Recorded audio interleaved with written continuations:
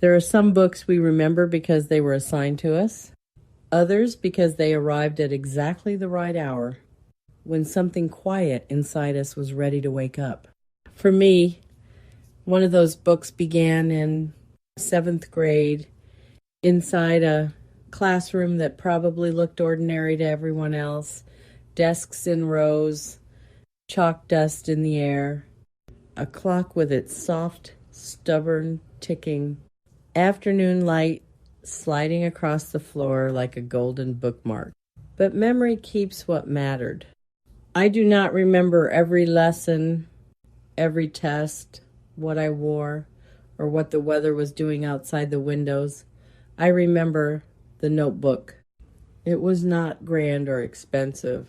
It did not announce itself as the beginning of anything.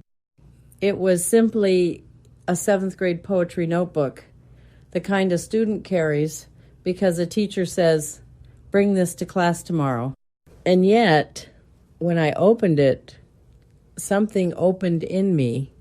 On those pages, words were no longer just things to spell correctly, define, diagram, or memorize.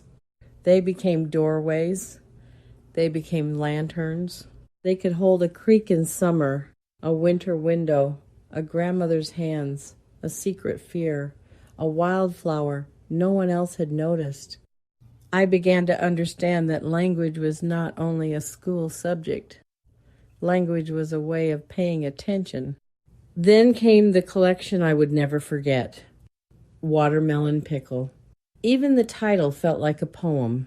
Two ordinary words set beside each other, suddenly strange and bright. Watermelon. Pickle, sweetness and salt, summer and jarred memory. A title that made you pause long enough to wonder why you had never listened to words that way before. Inside that collection, poems did what good teaching often does. They did not shout. They gave a young girl permission to notice. They said that small things were not small at all.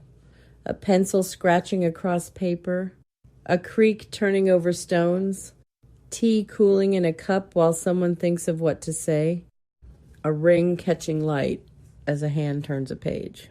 Poetry taught me that the world was speaking all the time. The question was whether I would slow down enough to hear it.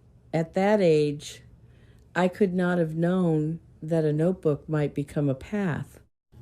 Children rarely recognize the first step while they are taking it. We think we are completing an assignment. We think we are writing because someone told us to write. But sometimes what looks like schoolwork is really a seed. Years passed, classrooms changed, seasons turned. I grew older, and the pages I once filled as a student became part of the teacher I was becoming. I learned that a good lesson does not end when the bell rings. It travels home in a backpack. It waits on a nightstand. It sits quietly in the mind until a child is ready to understand it. And one day, long after seventh grade, I found myself doing something that felt both practical and sacred. I bought 20 copies of Watermelon Pickle for my own students. 20 books. 20 chances. 20 small invitations to enter the world differently.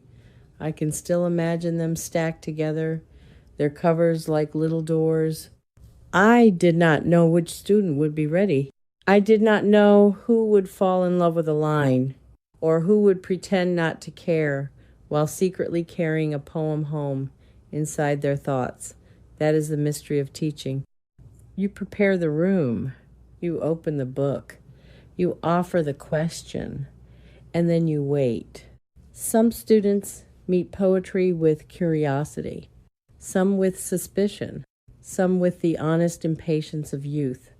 But every so often, a face changes, a hand rises, a sentence catches. Someone says, "I never thought of it that way." And there it is. The lantern is lit. I have come to believe that every classroom contains invisible inheritances, A teacher's teacher is there. A childhood book is there. A line from a poem is there. A grandmother's story. A father's question. A library shelf. A creek bank. A kitchen table. A cup of tea. We bring all of it with us, whether we know it or not.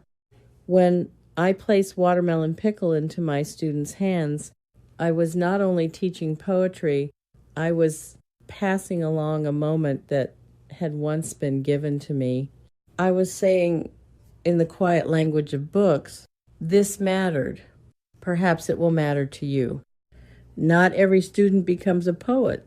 That was never the point. The point is to become awake to rhythm, awake to image, awake to the way a single word can change the temperature of a sentence, awake to beauty that asks for no permission, awake to sorrow, humor, memory, truth, and wonder. Poetry does not always make life easier, but it can make life deeper. It can give us a place to put what we do not yet understand. It can teach us that feeling is not weakness and observation is not a waste of time. A 7th grade notebook taught me that. A poetry collection reminded me that teaching is never simply about information.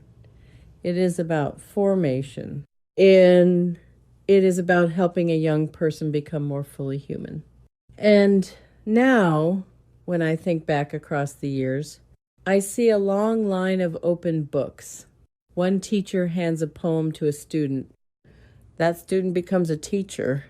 She hands the poem onward. Somewhere, years later, a former student hears a phrase, remembers a classroom, and begins to write. This is how influence often works. Not loudly, not instantly, not with applause. It works like water over stones, like ink soaking into paper, like sunlight finding dust in the air, like wildflowers returning to a field no one remembered planting.